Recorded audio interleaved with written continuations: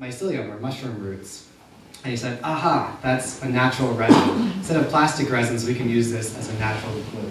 And it's kind of amazing that we use plants and animals to build buildings and make our clothing, but fungi is this whole unexplored kingdom of biology that no one has ever looked at. And so it took two mechanical engineers to say that this mycelium, this stuff, is really amazing. This is a scanning electron microscope image of mycelium. Inside every cubic inch of that mushroom insulation, there's about 8 miles of these fibers. And they grow and intertwine, and it's like a natural resin. It's a glue that's grown right in place, and it's all natural. So it's gluing together agricultural waste. This is things like corn stalks, seed husks. So it's stuff that we animals cannot eat, so we consider it to be a waste in most cases. But for fungi, it's delicious, and it also forms a really nice structural substrate. So if you're making a fiberglass surfboard, you'd use fiberglass and resin. Instead, we're using agricultural waste and mycelium. So when we started the company, we said we want to displace styrofoam, get rid of all the pink foam insulation and blue foam. And so we started making these test panels. We put them in a few buildings, worked pretty well. But we realized that starting from nothing and overthrowing the building materials industry was a little bold. So we switched gears, we pivoted to protective packaging. We've been really successful here. We launched in 2010, replacing thousands of styrofoam parts for Steelcase to ship really nice office furniture. And since then, we've expanded shipping to helping all sorts of Fortune 500s, Dell, Crate & Barrel, Puma, replace thousands and thousands of styrofoam, polypropylene, polyethylene, plastic parts. And we're now partnered with Sealed Air. They're the biggest packaging company in the US. They're helping really accelerate this. We're building a factory in Iowa this summer, so it's really starting to take off. So packaging is great, and now that we've got our foot in there and proven our team, which has now grown to about 50 ecovators in Green Island, New York, we're asking what's next? What else can we do besides just packaging? So we're starting to return to our roots and re-explore building materials. And so what better way to do something experimental than a tiny house? It's on a trailer, so it doesn't need to meet building code. We can try out all our wildest ideas. And so what follows are some photos of that mushroom tiny house out there under construction. The cool thing is that there's some 4x4 posts in the corners, and there's temporary bracing here which came off, but there's no studs along the walls. It's just those 4 posts. And then the walls are formed by these 12-foot pine tongue and groove boards. So we just bought them, didn't even cut them, you screw them into the 2x4s, and you form this cavity. And inside that cavity, we put the filling in the sandwich, which is the mushroom insulation. So we use the equipment in our packaging factory to make this material. We add the mycelium, the agricultural waste. We stuff it in there. It's kind of like blowing in loose fill cellulose. We did it all by hand, sort of the DIY approach. But cellulose equipment probably would have saved us some time. And at this point, it looks like a pile of chopped up sticks, right? So we pack it up to the top, and every couple of days we'd add 4 pine boards to each side and fill it up to the top. And then we fold it over with plastic to keep the moisture in there, to create just the ideal growing environment for the mycelium. And so what you'll see is, notice the color here, it's sort of this golden brown color. And over the course of just 3 days it turns white. And that white stuff is the mycelium. So the mycelium, this natural glue, it doesn't grow in the sense that it expands, but it fills in all the cavities, all the air gaps, forms a perfect air seal, and it glues the whole thing together. And what's really cool is it's also growing just a little bit into those pine boards. And so it seals the whole thing together and makes a really strong structure. So this is the walls about halfway up. You can see those plywood clamps on the top are just to keep it from bowing out when we pack it in. And then we cover the top temporarily in plastic just to keep the moisture in there. Because if it dries out, it stops growing. And that's the key to what's happening with the house now. It's in the process of drying out. So this is Evan. He came up with this crazy idea. He's packing what we call the window of truth. You can see it done there. But again, notice this brown color. There's a few white spots here. That's the mycelium. And if you want to see a time lapse of this growing, you can come to my presentation on Sunday and watch it in action. But over the course of about 3 days, it just turns white. The white stuff, again, is the mycelium, the glue that fills the walls. And these materials are really amazing. They're all natural, no VOCs. They perform quite well, R3 per inch. And they're really strong too. So before committing to building the whole tiny house, we made a few test sections. I couldn't pull it apart. We brought in Greg. He couldn't pull it apart. And then we brought in 2 people who did sort of a tug of war and finally broke the thing. So it's not indestructible, but it's incredibly tough. And we're growing some new sections now to test.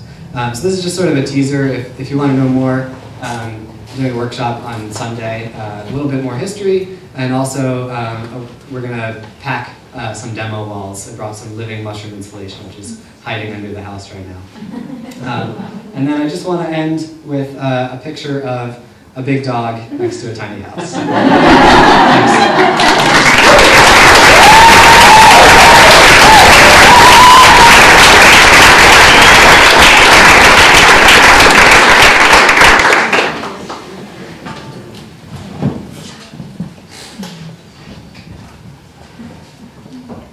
I'm not running.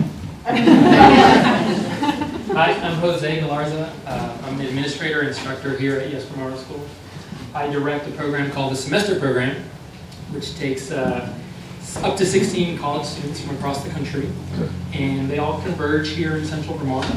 And we build an ambitious small to tiny house. And so what I'm going to show you is the project that we built in 2011, which was our inaugural year. And so some of this stuff is stuff that I show to people outside of the tiny house world, and so it's going to be speaking to the choir a little bit. I have to apologize for that. But so we'll start quickly with what makes a tiny house potentially more accessible, and sort of this was the launch pad, a discussion for the class. And so this is a graph that's showing the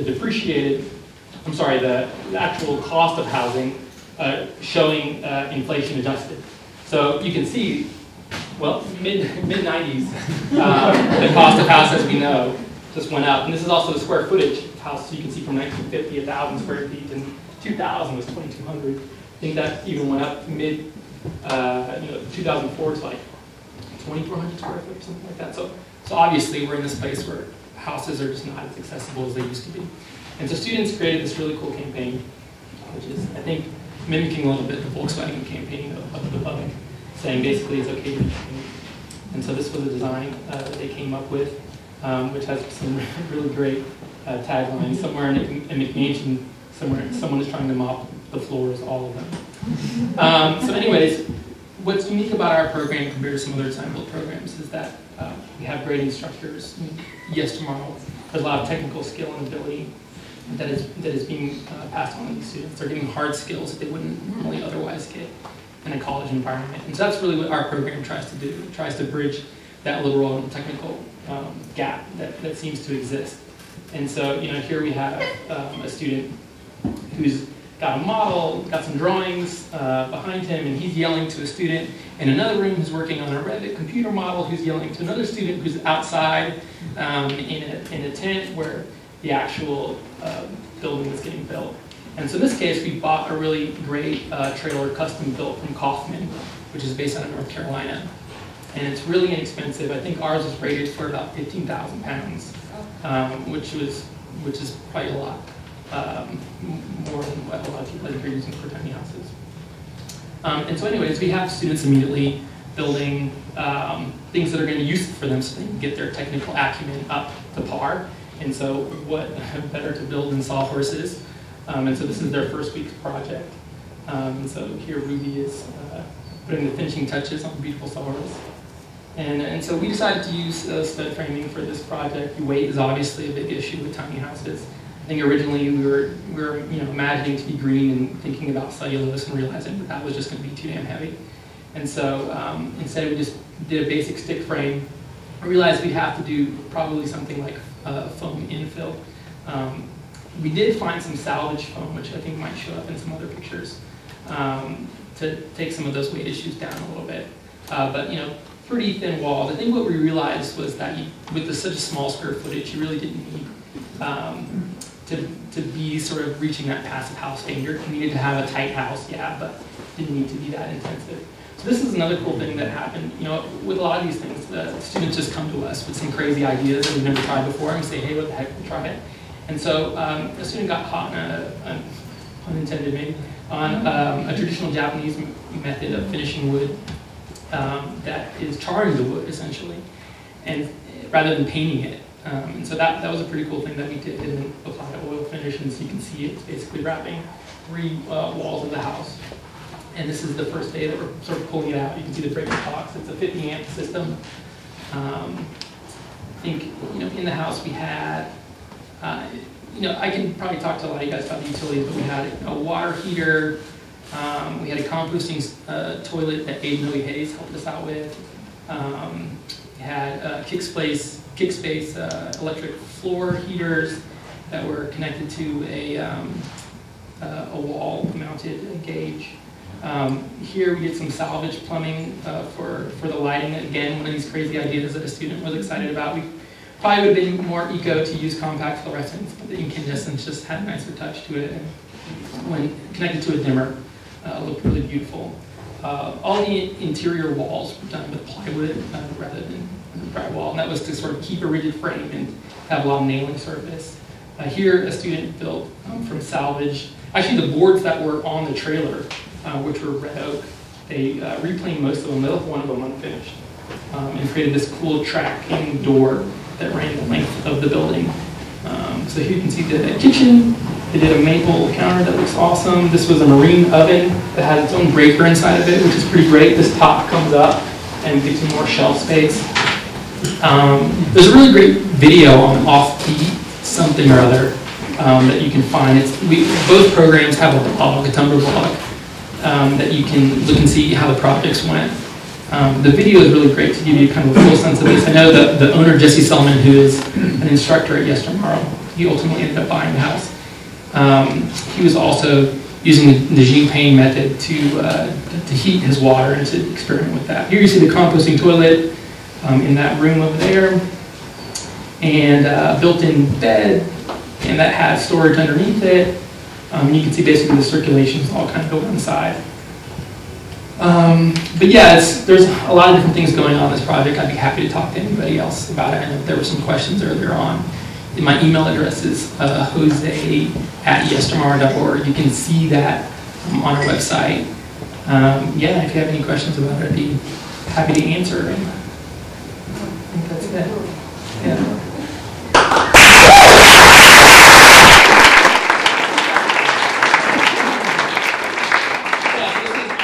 One thing I'll say is that we built past the wheel well, so it was 8.5 feet wide 8 feet wide was the base, and then we went 11 basically, so we cantilevered past the edge. And so on graduation night, we had probably 150 people come into the house, 20 people in the house at any given time. It was super comfortable. It was a shock to me. But, all right, thanks.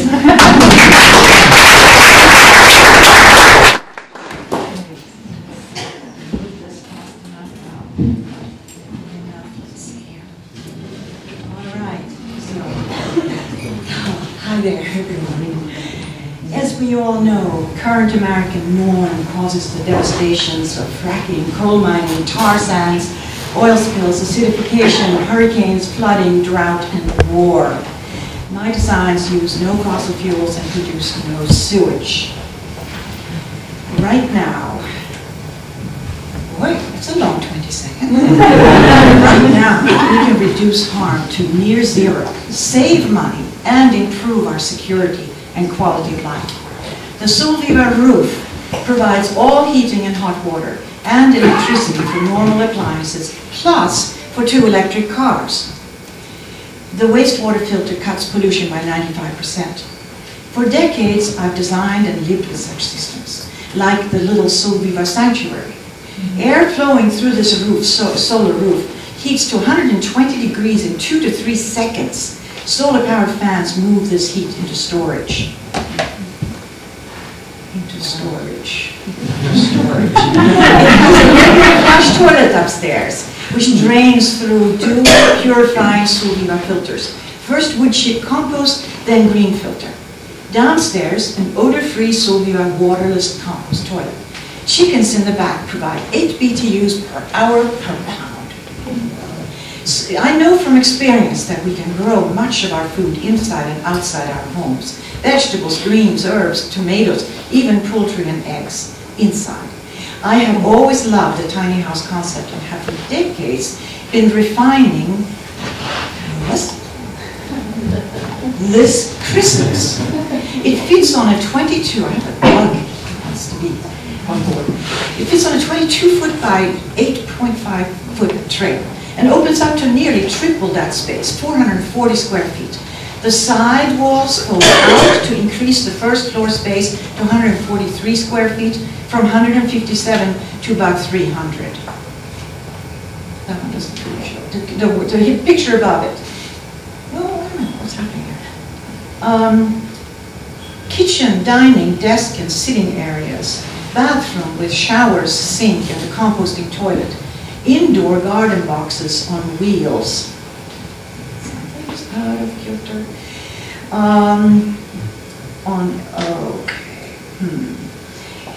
Indoor garden boxes on wheels can produce abundant greens and herbs. The roof unfolds, and here, then the walls fold in, the roof folds down, everything is stowed inside and it's ready to rock and roll. Pulled by the soon-to-come SUV, charged mostly by PD systems on the house and the car, and also by fold-out panels on the ground. Here's the latest version of the chrysalis, 440 square feet inside living space for a 22-foot trailer. Facing south, this Solviva solar house provides all heating, hot water, and electricity. The east view shows the outer door to the 21 square foot bathroom, shower, sink, and odor-free, waterless Solviva compost toilet. Under the sink is the chicken coop, accessible from outside. All rollout fencing provides safe outdoor space. Seen here through the south wall windows, the downstairs is 300 square feet, measures 17 feet from one expanded side wall to the other. Kitchen to the left, desk and sitting areas along the back wall, the inner door to the downstairs bathroom to the right, washer dryers under the stairs. This shows the 140 square foot upstairs with 8-foot headroom to the peak. Two skylights face south and 3 face north. Both east and west gables walls will have windows. The upstairs has 2 bedrooms separated with walls and doors, each about 60 square feet, both with closets, shelves, and desks. Also a bathroom with flush toilet and sink that drains into an enclosed wood chip compost box on wheels located outside, followed by a green filter. Breathing. My flush toilet has been draining into this Solviva composting box for 2 decades. Red worms consume all in 1 day in the summer, 3 to 4 days in the winter.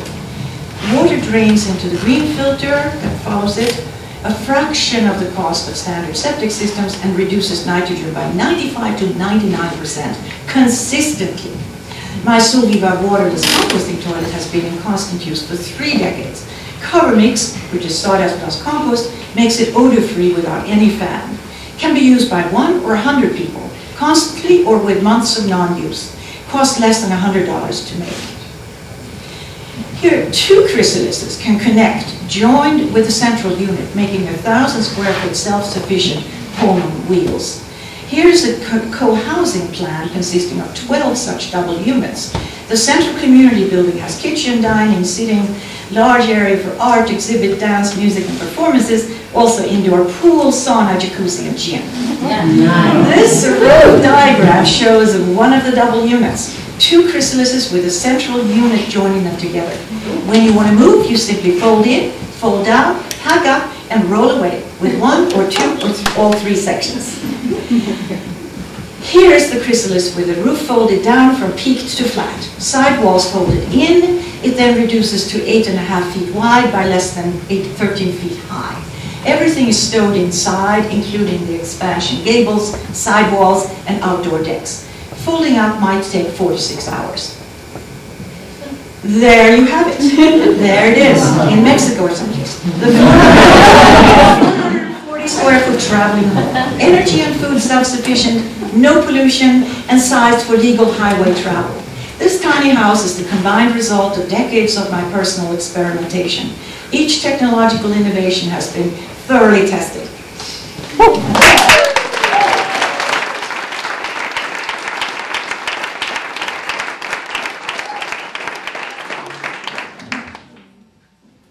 Looks like my last slide is first, so hopefully this whole thing's not backwards, otherwise you're going to see backwards construction. Okay. I'm Rose Wait, 90 Squared LLC. This is going to be easier to. Sorry, take this out. I'm going to show a lot of you are thinking about building a house, how you can turn this, just a standard trailer you can buy anywhere. This was not custom built. Into the next slide. I went into this project. I wanted to build a house like a lot of you. I didn't know what I was doing, so I could turn into this. It can be done. This was very much a design build process for me. I looked at how this has been done before. I really didn't know, so I looked at some tumbleweed plans. This house, the Tarleton plans are made for an 18-foot trailer. This is built on a 14-foot trailer, so none of the dimensions or measurements were the same. So it was very much, I had glanced at those plans before I started, and then it was very much just figure it out as I go along, learn every step of the way from the trailer up. Let's see. Is that metal below? Is that sheet metal below the wood? Below, yes. Is it blown? Yes, that is. I think these slides are longer than I thought. I thought I had 6 seconds per slide, to be a lot faster. So, very much the process. Just do less talking and more pictures, seeing it through. I have about 1,000 pictures of this. Had to put it down to 20. So there's a lot that we left out. But very, very simple design process. I used, a lot of people might not be familiar with this exterior OSB. It's essentially combining Tyvek with OSB all in one layer. Then you have to use the black specialty tape for the seams. It definitely simplifies the process a lot. I was trying to use local materials. I built this in North Carolina. This Advantech makes their product in North Carolina, so it was a great resource to have locally. I don't really know what to say about this process as we go along. I did not plan out this talk. I apologize. Where's the roofing from? What is the roof? The roofing, also local material from North Carolina. That was excess from a carport place. I'm going to move on from that question. If you're using metal as your siding, there's little things that might take you a lot more time than you think. Around wheel wells, around where your lights are. The next slide shows a piece with meticulous little cuts on. My buddy Ian was a huge help to me in this part of the process. If you notice, even that little bit, tiny little bit, was the flip of my porch, and lining all these things up perfectly so it slides on there. There was no trim going around this, so it really had to be perfect. But yeah, this is me taking help from my friends, people in the community, consulting with people, and it's pretty doable to make an awesome, awesome, gorgeous house. In the very end. There's that tiny little bit of porch, was that little cut there, that light, the wheel well, figuring out those dimensions, and then cutting metal. If anyone's ever tried to cut little pieces of metal with your basic hand tools. Takes some patience, but it can be a lot of fun. Those windows, Habitat for Humanity was a great resource. Those were reused double-hung windows that I actually kind of recut and framed into single windows. It's really awesome to be able to find some double pane windows. They're really cheap. Those were like $1 each. The interior, I didn't use any plywood. This is all green built. Used a lot of pine throughout, and it was really, like I said, a design build process. As I went, it's how big is a ball jar? What's going to fit here? How big is this plate? Measuring it, figuring out, and then just designing the interior through that of what is it going to be used for. That's a solid fuel heater. Wherever you go, you can find something to burn. It doesn't just burn wood. You can literally burn anything in it. I also built the house so that it could have, somebody could choose to go solar in the future and do that so that literally wherever you are, you have power and heat. Everything, like even this little shelf is also built so that you can stand on it like a ladder. And it's hard to see in 20 pictures everything this house is, but there's a little storage shelf up top, so if you want to just like quickly step up there, reach for something, you don't have to pull the ladder over, you can just actually stand on the shelf that your books are on. Let's see, full-size sink, lots of tiny things, but I was looking at really practically living in a space, the things I didn't really want to compromise on, and there really wasn't a need to put in a tiny little sink.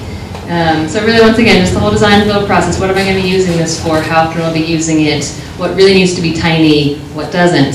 2-burner stovetop. It's kind of all I need in a tiny space. I also built it so that I could put in a 3-burner if somebody else could at some point if they wanted to. So looking at what am I building this for now, and then how can it live on, beyond me. Tiny house with stuff in it. When you get to this point, it's pretty awesome, and it actually still feels really open. There's a futon on the top. This is actually a monkey bar. There's 5 monkey bars across the top, so that to get from the storage on one side to the bedroom on the other, you don't have to go down across the floor 5 feet and go up. You can also train for some pretty cool things, just out without even getting out of your bed. It's pretty awesome. There's a lot that I could say about this house, but it's hard in short slides. Everything is built in. There's storage underneath this. That couch is also can double as a bed. Here's where it's parked now in Asheville. This house is actually on the market to be sold. I moved pretty quickly into a colder climate. This house is built for a warm climate. So it's sitting there for the viewing, selling it for about $30,000. And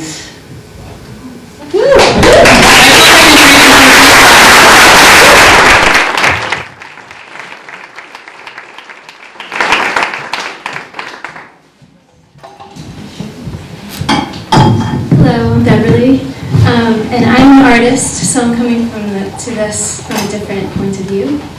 I grew up in Lancaster County, Pennsylvania. This is a picture I took of my dad's hands about 15 years ago. He's a builder, and that area has totally informed my aesthetic as an artist and a designer. I love vernacular architecture. I love the way that buildings are organically formed on the landscape. And I started out as a ceramic artist and started designing and building wood-fired kilns. So this was one of my first projects in 2001. And it's about 6 feet in standing room in a stacking space by 30 feet long, so in the dimensions of tiny houses. My work is informed as much by the passage of flame and the architecture of kilns and handmade buildings as the effects of flames on the work.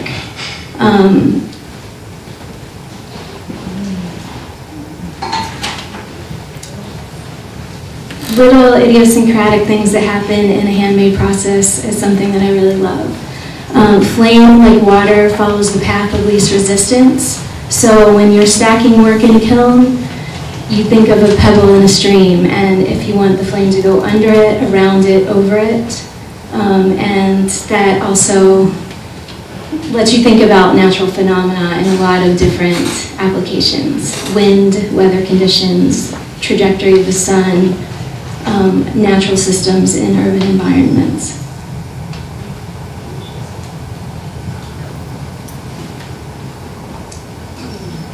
This next body of work is by my colleague and studio partner, Jerry Smith.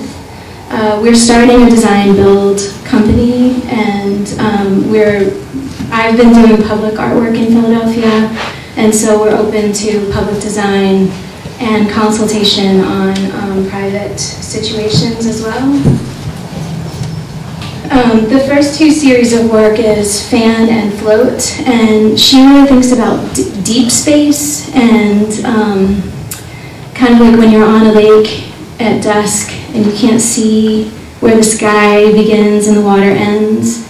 And the next series of work is called Groupings and Planes, and these contain actual shifts in the form, and the color and value shifts on each piece reflect the actual light quality and time and space when the piece was glazed. So light conditions, time of day, and even rainy or sunny, bright sun weather inform how these pieces are glazed. Which is a really beautiful way of keeping a record of time in a completely non-linear, non-literal way. I do drawing as a studio practice because my public artwork and my teaching life is so external, and this has kind of become my solace. And my practice to pay close attention and to take direct risks, like an unmediated mark, not mediated by computer, by any kind of discussion, just responding to memories of traveling, aerial views of the landscape in winter, handmade maps, ways of the way that wood looks, the way that textiles looks, the way that indigenous cultures take notes of getting from point A to point B. And I really believe in all of the endeavors of our lives that to have an intention for attention and real presence is always available to us and something that we can all cultivate in every aspect. So it's really important to me. And Rimbaud says that art making and design is a long, reasoned immersion into the unruliness of the senses. So I live and work in Philadelphia in a really urban, gritty environment, and I love responding to texture and plant growth and decay on buildings. And I want to respond to the palette of the site and make work that sinks in. And I work with lots of community people, non-practitioners, young kids, older people, and we work together to create inspired exchanges and hopefully make compelling spaces. This was a group of 5th graders. My last project, just finished, still in progress a little bit, was a redesign of a splash pad or a spray park. And the budget was very tight, constrained, so we couldn't remove all of the cement. But I added Pennsylvania bluestone in the places where the new jets would go, and as a way to bring in a natural material. And I was inspired by temple paths and gardens in Japan. And my desire as a public artist is to understand more about an ecological and aesthetic approach with urban design issues, and from the viewpoint of a site-specific sculptural point of view, so tactility, sight lines, creating an intimate scale that can be used in multiple situations as a pocket park, potentially, when it's not being used as a spray park. This is at night. There's millstone seating. There's tiny flickering LED lights. And there will be trees on the site, hopefully small, kinds of beautiful accents to create dappled light, grasses. And my next big adventure is moving to Albuquerque, and I'm looking into codes for building, and I invite any of you that are interested in keeping in touch with me to come out and hopefully do a design build thing out there. Thank you.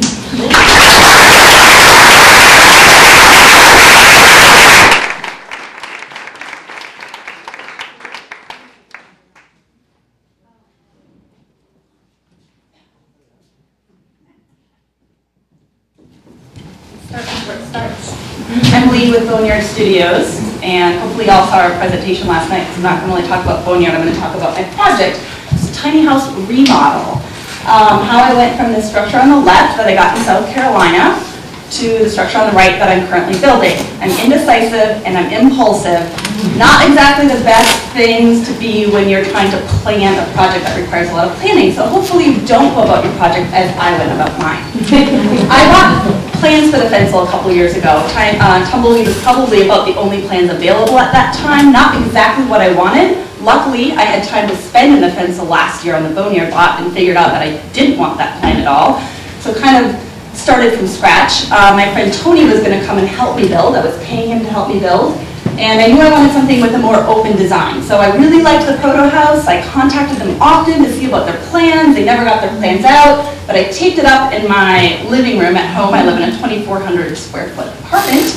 And started playing with like, okay, what do I want this tiny house to look like? Kind of modeling it on the proto house. Tony got to town, and I heard from my friend in South Carolina who's building a tiny house that there's this great Craigslist find for $2,000, a house that's already been started, 18 feet, a little bit shorter than what I wanted, but I thought, oh my gosh, it's like half the price of the trailer I was going to buy. So Tony went down and picked it up, and lo and behold, this is where you don't always believe other tiny house builders, wasn't exactly what we wanted. A foot of unused space on both the front and the back, a spliced ridge beam in half, so not even a full ridge beam. The roof, I mean the shallow pitch just really looked horrible, so we set about redoing everything pretty much. I wanted dormers, and like Dan Lucia's design, I wanted a front porch, so Tony's praying that this all works out. We started out pretty much redoing the whole thing. The only things that are still there are the 2 sidewalls, which we did extend out. But in the end, I would highly recommend not deconstructing to reconstruct, just start from what you actually want to build and build from the ground up. So I did end up kind of with what I wanted. You can see the nice patchwork design of those original sidewalls. And on the interior, as you'll see here in a minute, I have a much sort of more open feel to it. I have a great loft with dormers. We're putting a deck on. And I don't remember what else I was going to say at this part. 20 seconds. All right, there we go. So, there's my new loft right there. It's still under construction, so I don't have a lot of finished. But I have a great skylight in there. Another thing about not planning, hadn't really considered egress, and I can't really get out of those windows, so I did just put in a skylight the other week, which also acts as egress because it opens all the way up, actually. Then I happened to meet an architect who built a small house on wheels for the solar decathlon and rehabbing an Airstream. For any of you who know architects, that's when the real trouble started. Because he introduced all these other things I hadn't thought about, like egress, like indoor air quality, like how we're attaching it to the trailer. Started working with him. We put in windows. I have always had a bunch of work days out on the lot, which is really fun, but creates a lot of extra time to the project. I knew I wanted a deck, as I said, so we started designing a 4-foot removable deck. I definitely wanted to use all the trailer space for the house, and so I also designed storage boxes that extend 1.5 feet out the back of the trailer, over the tongue of the trailer. So here's the deck going in. It just clips in and bolts in, and that will be taken off when if I ever move it. By far, the longest part of this project was the siding. As Deke said, support your local mom and pop shops. So I went to a one-man lumber mill out in Virginia. Great, except I got all this locust and cedar siding, rough sawn siding, as you can see down here. There's all the wood out on the lot. Oh my gosh, nothing was even, or we got 1x3s, but we had to plane half of them. I had to treat them all. This was probably a few months worth of work, just on, because we were only working on the weekends. And so I'd have volunteers come and help me. It was great. A lot of volunteers got to come out and learn how to use a chop saw, learn how to use, I'd never used an impact driver before in my life, so I'm teaching my friends how to do this. We did a rain screen siding approach, which just basically means that, understanding that water will probably get behind your siding, so leaving a little bit of space so that it actually can dry out. And we have an EPDM rubber roof on there. The rain screen actually wraps around the entire house. Another thing that I decided I wanted at the last minute were gutter systems. So I hadn't really thought about the systems, which also backed me up a lot. So now we're putting in gutters. Robin here is helping me design my water system. There are the storage boxes. I put in an ERV unit per Matt's suggestion, given the indoor air quality. I'm using closed cell foam blow-in insulation, a very tight building envelope. That's what the interior looks like the most of the time right now still, like its insulation. So again, the big takeaway is planning. So finally, about a month ago, I started to use a project planning program so that the architect helping me and the builder and I can all be on the same page, and all of our correspondence goes into one place. So just here are some interior ideas we have. Designing a counterweighted ladder that will swing up to the roof when not in use. A slidable bathroom storage cabinet that will sit in my shower but go out over the toilet when I'm showering. Modular sofa and table. Shallow storage shoe boxes on my ceiling. I have lots of shoes. I do live in DC. I like to wear heels once in a while. Some renderings from Reddit of what the interior will look like, hopefully very soon. So basically, I just wanted to present this because as a do-it-yourselfer who had never done any sort of building, I took a tumbleweed workshop. I had read all the blogs, devoured, Dee's book, Jay's book. There were so many things that I didn't even know that I didn't know to ask that set me a lot farther behind than I ever thought I would be.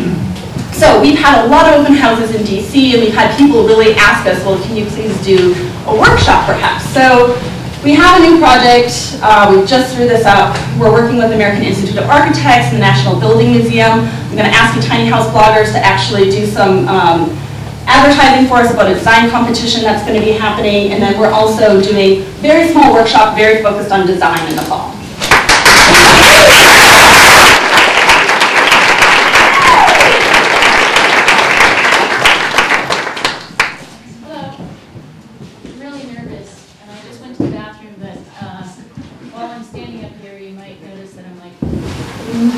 Because now that I'm old enough, I start to think that I might need to pee instantly. I think I want you guys to close your eyes for just a second. Look at this. Oh, look at this, and I want you to close your eyes and just think about home and how you define it. Close your eyes.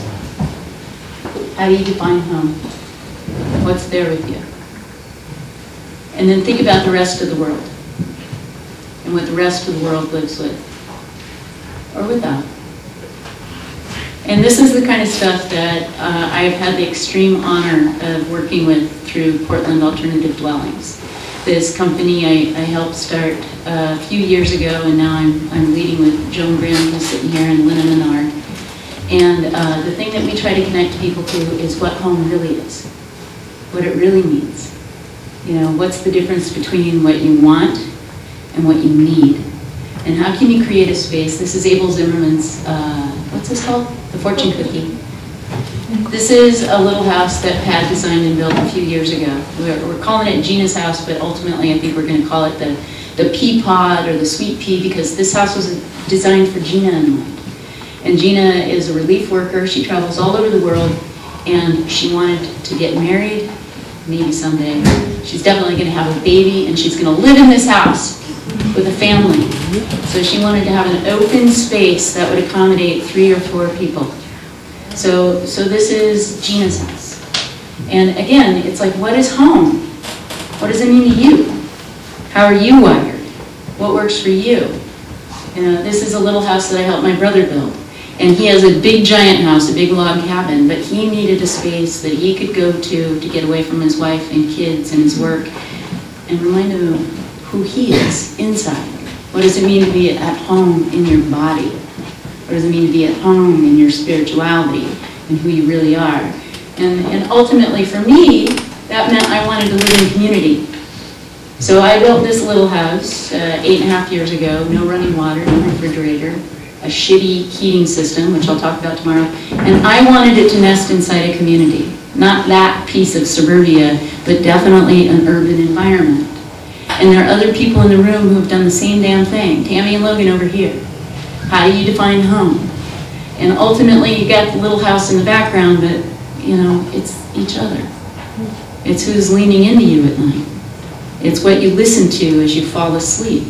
It's what you hear inside your chest beating. And it's coming to the reality that I was never going to be a good cook, so I might as well just have one single burner. Because I was never going to be a good chef. I was never going to be a good cook, and a small, tiny kitchen was going to be fine. I didn't need to have a code-registered kitchen. I didn't need to have a massive sleeping area. And that can sleep 2 people, I'm just saying. And it can also accommodate the occasional rain on the roof, which happens from like November through April in Olympia, Washington. And that exercise of hearing the rain is real, and it can accommodate guests. This house is designed for me. I wanted to have space for visitors and space for the kid inside me. And I just wonder if you can see yourself here. And I kind of wonder if this doesn't look a little bit like Brian from Barnyard Studios. I wanted to have space so that I could be me and have time to examine what is happening in my life. Who am I as I age, as I grow old, as I discover that I'm not nearly as smart as I thought I was in my 20s, not nearly as ambitious as I thought I was in my 30s, not nearly as dedicated as I was in my 40s. I wanted this. I wanted connection. I wanted to be a part of something. And all of a sudden I'm living in somebody's backyard with very little autonomy other than a little tiny space. I'm couched in somebody's backyard, and all of a sudden I have what I always wanted. You know, a slack line to my house. Time to relax. This is Jen Plessy's house. This is also in Olympia. She's a Yestermorrow graduate. She took the Tamik Design Build class, and this is the little house that she built a couple years ago. And you may have seen Kim Langston's blog about rebuilding her little house. I'm going to talk about insurance and the risk of fire tomorrow. And ultimately, you know, the thing that's been so cool about operating with Portland Alternative Dwellings is the people have met. So this is Darren and Andrea. They run a company in Portland called Shelterwise. And they are building some of the coolest houses that I know. Little tiny houses that are designed to be as energy efficient and cool as possible. This is Darren's design. This is such a tight package that he has a heat recovery ventilation system in it. You know, so you can bring fresh air in and it warms up, you know, because there's not a lot of ambient air that just sucks in through the walls and windows like we normally have in our houses. And this is such an innovative, wonderful design. And to make that even better, he put it in the Tiny House Hotel. The first ever Tiny House Hotel in Portland, Oregon. So I think it's going to be called the Sweet Spot. It's opening July 1st. You can come try on the little house, see how it feels. It's totally blessed by the city. It's something cool. And then ultimately, the other thing that I wanted to just mention is what we have in the room. This is a picture of Lynna. She's going to talk tomorrow as well. And inside this room, we have a fabric of youth, women, men, gay, straight, wealthy, poor. And inside each of us is this amazing thing called a ticker. It's our heart. It's the one thing we all share. This is a heart muscle cell. And if you take a second, sometime over the next day, you'll feel it. It's the only thing that makes you unique. It's the only thing that drives you. It's the only thing that can encourage you to become whoever you are, and that's all I gotta say. Goodbye.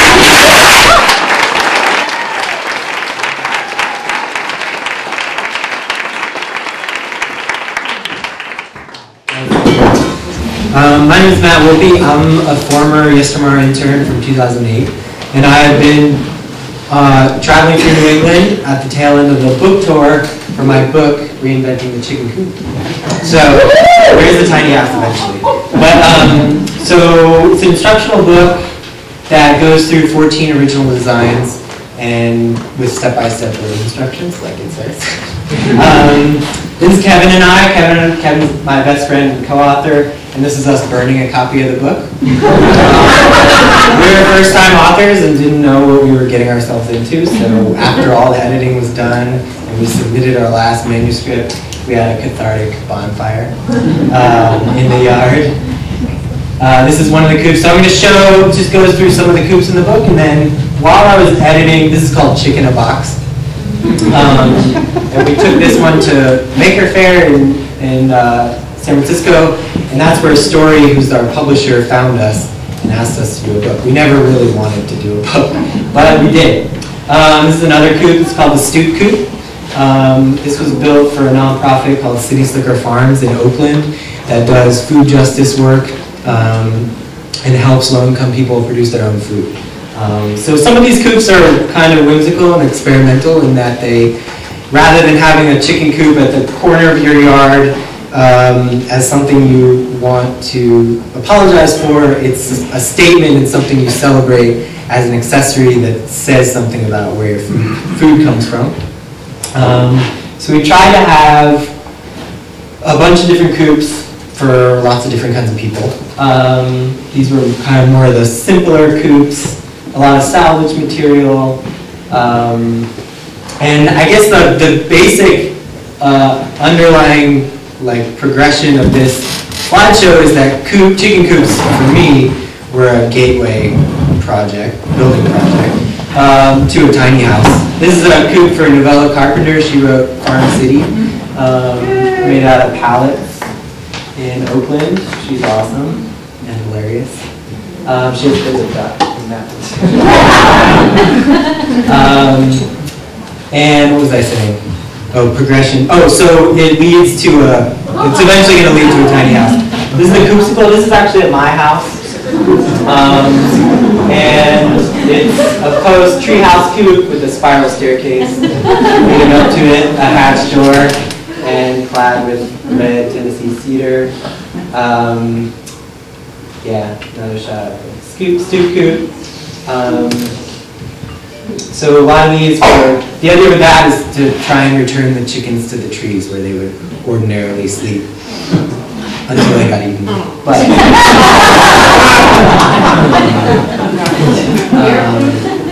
yeah. This is the Cube. This was built for a couple in the Berkeley Hills that are modern art collectors and had a mid-century modern house, and so they wanted a coupe that went with their aesthetic. And they had a lot of parties in their backyard, and they wanted the coupe to be the focal point of their parties. So that's Berkeley clients for you. This is a container coupe. This is also built for City Sugar Farms. So Kevin and I took a shipping container and literally cut it in half, separated it into 2 parts, and built a bigger coupe for a small farm in Oakland that gives away the eggs for free to residents in West Oakland. This is the tiny house. So while I was editing the book, and I was staring at the computer all the time, I was like, I need to make something. And I was living with 5 people who I loved, but I didn't love that much. And so I decided to build a little tiny house. There was an article that came out in the New Yorker around then. And then, so this is the interior. So it kind of did all the finish work and geeked out on the furniture and had a lot of fun with built-in stuff, and it's kind of a minimal tiny house. I've lived in it for a while, but I try to keep it pretty clutter-free and only things that I really love. So underneath the couch, there's a little drawer where the clothes go, and floor was from an old roller skating rink, which was funny because they're like, I was like, I need flooring for my house. They're like, how much do you need? And I was like, no, only 90 square feet. And they're like, oh, great, you can have it for free. That's a repeat photo. And so people give you a lot of free things when you're doing a ridiculous project like that. Let's see. Sorry, duplicate. Almost a long 20 seconds. That's the kitchen. So I used some of the extra flooring to make the cabinet door. And there's behind the chalkboard is a closet. And then it has a hot water heater, 2-burner gas stove, and sink, and giant light bulb. That's like an overhead view of the kitchen. What's in the jars? That's just like my grains, dry goods. Yeah. So yeah, it was fun. All the built-in finished work was really fun. Where's the chickens? Chickens are right outside. Oh, yeah, sorry. That's the cantilevered stairs that lead up to the bed. And yeah, it's not to code. Not ADA.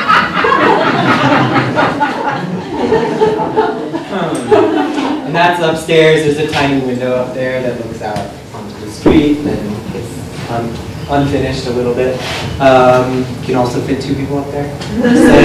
And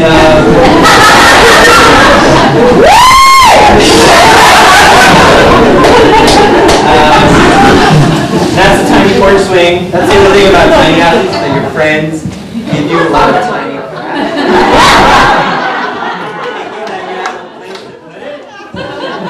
Build a second tiny house just for all the tiny Just kidding.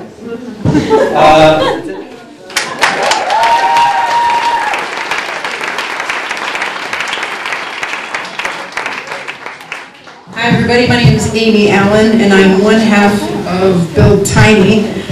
Build Tiny is myself and Robin Hayes, our builder. I know a bunch of you have met and talked to her and me. I'm kind of new to building, and so I wanted to talk to some of the new builders in the room, people who maybe don't have the experience with the tools, the fasteners, the materials, all the things that people rattle off 100 million miles an hour, and you're like, wait, 2 by what? Or whatever the conversation might be. And I want to talk to you a little bit about my perspective on this. I took a tumbleweed workshop a year ago that was given by Deke. And then I met Lee and Brian with Boneyard Studios, and then I was talking to Robin about this one down in Wilmington, North Carolina that Deke held that was a hands-on experience. And I thought, this was like my eureka moment. Okay? This was, wow, I can do this. I can actually do it. It's great to sit around and talk, but it's really something else when you start getting your hands on the tools and you start actually doing these things. And that was one of the really changing moments for me in this process, because I've been sketching tiny houses since I was like 16, the floor plans. I've been so interested by this. This is what we ended up building in Wilmington. This is Deke's design with some input from some of the people. This is obviously ground bound, but you can see a lot of really great features. And one of the things I love about this process is that people are sort of thinking as they go. You can have a plan, but you can also sort of figure things out as you go. So this is my trailer, and it showed up a few weeks ago. Thank you very much. I was so psyched about this. Robin picked it up and brought it to her farm, which is where we'll be holding our workshop in October. There's some information out on the table on that. But I was so excited to see it. You know, again, it's something when you make that leap. And what I want to do is just encourage all of you who are thinking about doing this to seriously think about it, because you can do this. I'm shocked at how much I'm learning. I'm shocked at what I'm learning from Robin. I'm learning from the websites that I've been reading, from talking to people that I've met over the last year about it. And it's as simple as taking boards off, which isn't simple when the boards are set down with a star point head and you have to go get the 35 that matches it because no one has that in their toolbox. And then you start to build this thing yourself with input and help from people that you respect, who are teaching you. This is in Robin's barn. So the first step was to take aluminum coil and crawl underneath the trailer, right, and put this stuff up underneath the trailer. Now there are a million different ways of doing this, and you've heard a few of them, and people say this is the right way, that's the right way. There are lots of right ways to do these sorts of things, and there are some decidedly wrong ways. We've seen some of that too. But we've heard some of our colleagues and friends here talk about making custom cuts. This is detail work. You do want to pay attention to the details. You're going to learn how to use a bunch of tools. You have to be somewhat exact if you don't want the rats and mice crawling up inside and doing what rats and mice do in there. And you want to be using the right fasteners. This was a learning experience for me. I started off with self-tapping screws that weren't the right size. They broke off. I went and talked to someone who does trailers. He sent me to the hardware store to get that last one, and it saved me a lot of frustration. I'd spent 3 hours with the wrong one and it wasn't working. But so there's me, my bottom half, under the trailer. And when you're doing something like this by yourself, and with help from other people, but when you're working on it by yourself, there's a lot of how can I make this work to put this aluminum coil up on this tiny little ledge between the joists and the frame. And so you're doing things like this, right? You're strapping things on so that you can try and get it to line up right, and pulling the house wrap tight, and just going through this process to figure out how it goes. This is filed under stuff I didn't even know I needed. I'm under this thing for hours and hours and hours and hours. Robin comes up and says, here's some sponges, put one under your head and one under your shoulder so you can get that screw, you can pull that drill up, push that drill up, because have you ever screwed metal before? I mean, it is really arduous stuff, but that was really helpful.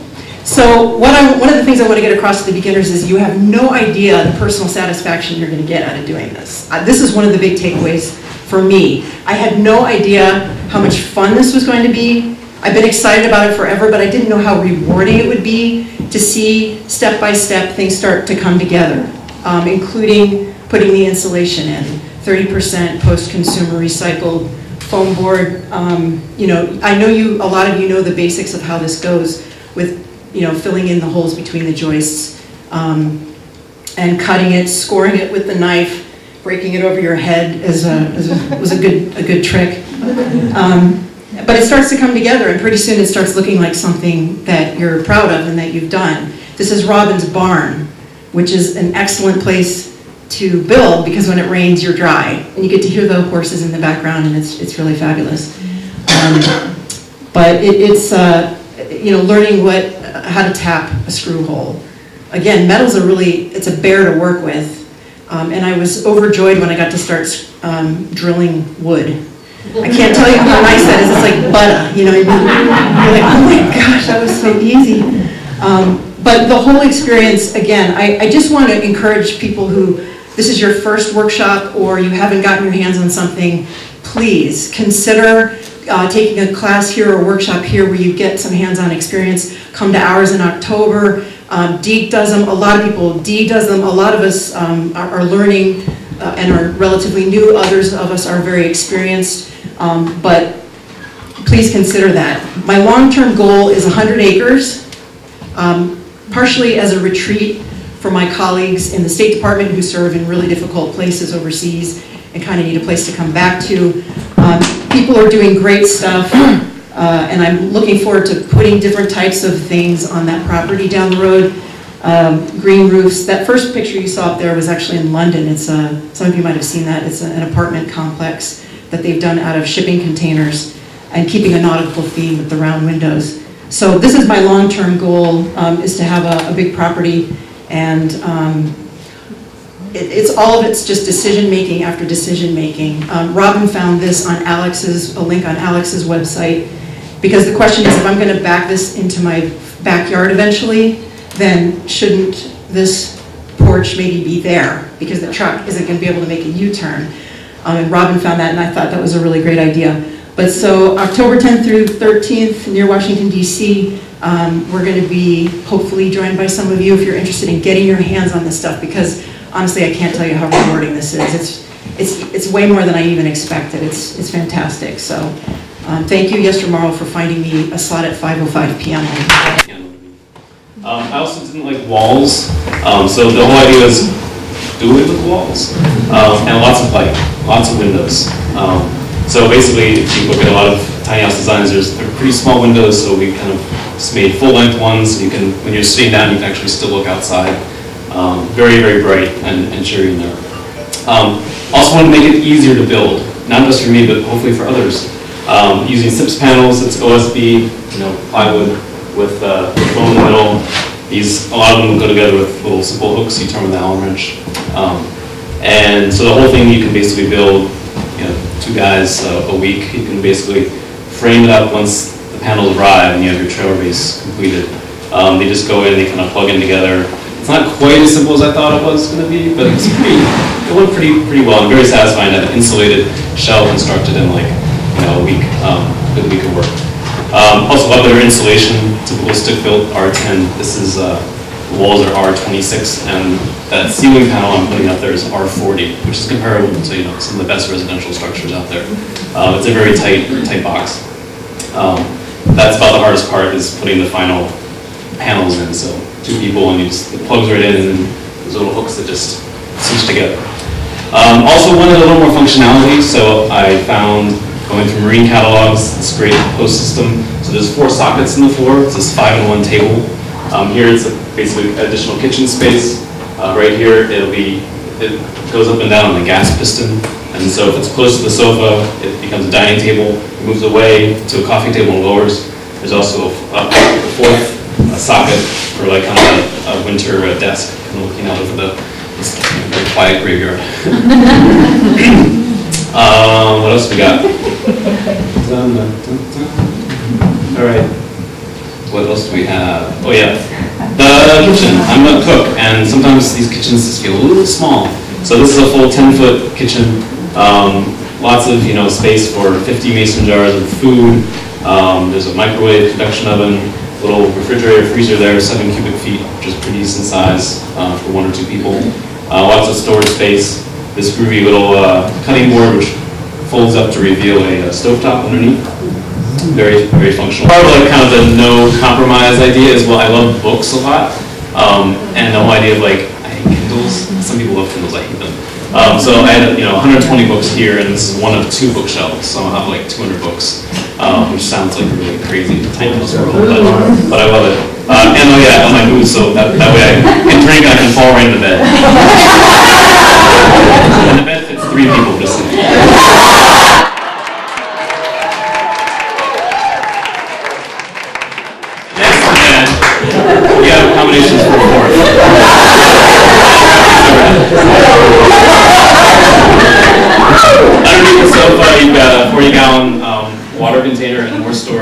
ERV is right stuck in there. This is kind of groovy. You've got a 5-in-1 cube seat, so Resource Design in New York sells this. Kind of expensive, but it's basically 5 chairs in one. These frames fit inside, and then the tops, each of the sides of the cube come off, come on top. So you've got the 8-foot bench, and then you've got more seating for 5 people. So dinner parties for 6 or 7 is part of a good life for me, so I wanted to have that incorporated. Also, rainwater. Rain's always falling. You hear it falling when you're in a tiny house. In this case, it actually feeds into the RV. It's a standard 40-gallon RV tank. And then there's a filtration system, which basically takes the water, pumps it through. It's a freshwater water filter. So it basically takes the rainwater, puts it through three filters, and then it gets pumped right into a shower and a sink. Works very well. I've been drinking it. I'm here to tell you it's great. Tastes great. Also wanted to go off-grid, make it have a little more functionality that way. So this is a little more than you need, but basically I wanted to be able to run DC, almost everything off of DC, powered by photovoltaics on the roof. There's a 950-watt array. There's also an inverter and charger, so you can run everything off 120 as well. So some things like AC, it's hard to find DC, direct current AC. So this is the house. You'll notice a little bit of a more modern aesthetic, nice cypress siding with mitered corners. Takes a little longer, but really nice kind of queen aesthetic. As I was saying before, it's 11 by 22, so a little bit wider. Spent about 30 grand of materials, and then of course labor is kind of whatever you can find. Had a lot of help. David Bamford, the design and build, has been a fantastic resource. He's my builder. I've been working with him, trying to learn as much as I can. And then Will Couch at Foundry Architects in DC helped work together over the 7 months. Also been very privileged to be part of Boneyard Studios as one of the 4 tiny homes there. Great community of people, and so many of the ideas have been tested and questioned by other folks working the project, which of course makes everything that much stronger and better. The plans I hope to be able to sell, open on sale in about July or so, and then more information out there.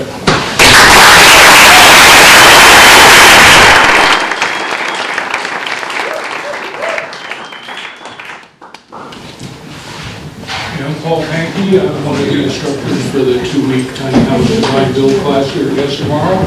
And I'm here to give you a short infomercial about what we do, although much of my slide is missing. Use the mic. Use the mic. Mic? Yes. Does that help the slide to materialize? The class was inspired by Dee Williams, who is one of the most, I'm sure you've discovered, inspiring and amazing people that I've ever met. I saw her on PBS and invited her to do a class here, and she said yes, but then wasn't able to do it. But she supported us and encouraged us, and the class happened.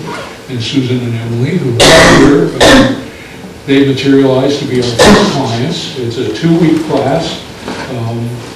Because 2 weeks is a fairly short time, we keep you working pretty much day and night. At night, you're in the studio working on the design for your own, the studio being this room, working on your own design, and during the day, we're building a small house on a trailer. It's not all work. We make field trips to see some local tiny houses and sometimes some not so local ones.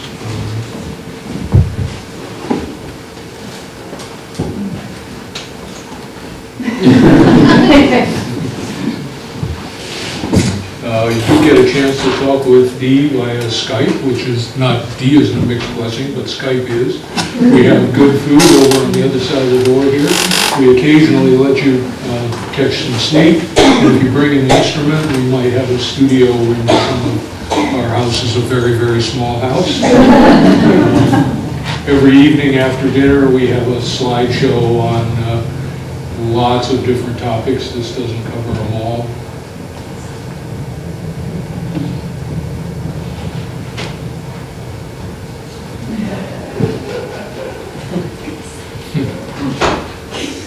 Sometimes on campus there are some other projects that make good neighbors, like Yestermorrow intern and swing dance instructor Julian Davis was building her house while we did ours. and we also had a mobile chicken coop going on campus at the time. In the design studio, you'll make models and drawings for your own projects. And these are some of Mariah's drawings. That's not Mariah, but these are her drawings. And this young man on the lower left spent every waking moment working on that exquisite little model, which he said was inspired by a skateboard ramp. While you work, instructors will come along and chat you up about your design. And we're very happy to welcome Lynn Menard to instructor for this year. She's a Yestermorrow grad and a partner at Portland Alternative Design, and just got her MA in urban design. Every student project is different. The one in the lower right was designed to be built on a military surplus duck boat, so it could be amphibious. The one up above was designed to go on a burnout foundation site in Los Angeles. So everybody brings their own insights and their own inspiration to the class, and we just try to fan their flames as they go along, or put out some fires if we have to. We try to have fun along the way. Although it's 2 weeks working night and day can be fairly exhausting. On the last day, students present their project to the class, and we invite in a couple local architects to give you a last little bit of feedback. And at graduation, we sometimes give awards like the gold and silver Exacto night for excellence in model making. Out on the job site, we start with construction drawings, which you can purchase, or the instructors for a nominal fee can work them up for you based on your design ideas.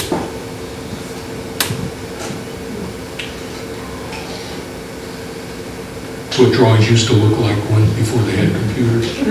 We started on Susan and Emily's project with a custom D.